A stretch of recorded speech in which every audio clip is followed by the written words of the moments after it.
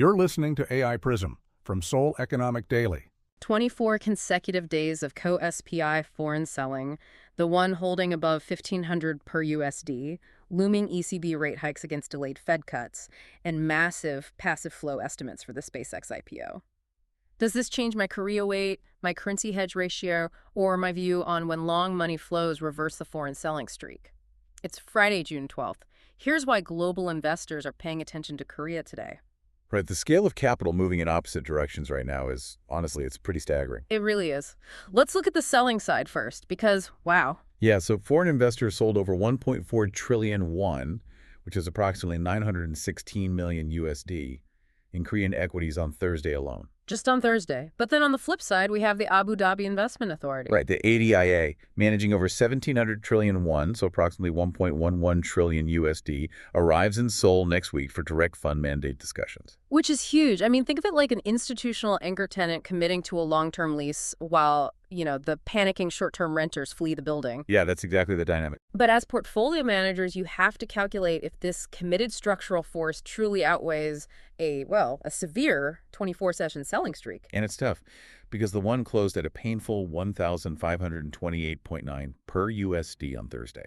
Ouch, that is high. It is. 18 consecutive sessions above the 1,500 won per USD level reflect a 12% depreciation from 2024, driven by U.S. Iran safe haven dollar demand. Right. That safe haven demand is just physically draining liquidity out of emerging markets like Korea. Exactly. And delayed Fed rate cuts to 2027 and expected ECB hikes eliminate the easing tailwind for emerging markets immediately, leaving them with no immediate relief. Yeah, Korea's 3-year government bond yield closed at 3.904%. Which is heavily elevated. But wait, what about the SpaceX flows? Retail investors seem to be ignoring this macro environment entirely. They really are. Korean retail investors generated 50 billion won, approximately 32.7 million USD, in single-day ETF inflows for SpaceX. In a single day? That's incredible. Yeah, and SpaceX benchmark index inclusion will force 132 to 171 billion USD in passive buying globally upon entry. So, we have these guaranteed passive flows and massive sovereign wealth visits just colliding with brutal currency and interest rate realities. Let's synthesize this for the deep dive. Well, while foreign net selling has extended 24 sessions, the ADIA visit next week serves as a larger structural force because sovereign wealth mandates represent committed long-duration inflows that ignore short-term volatility.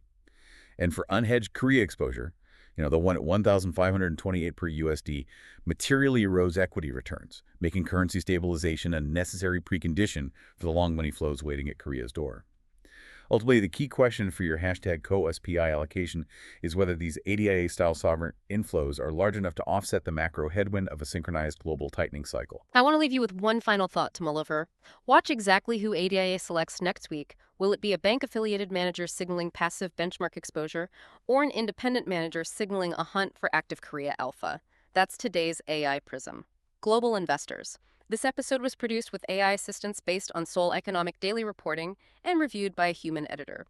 AI Prism is a Juan Ifrey award-winning series. We'll be back tomorrow. You've been listening to AI Prism from Seoul Economic Daily.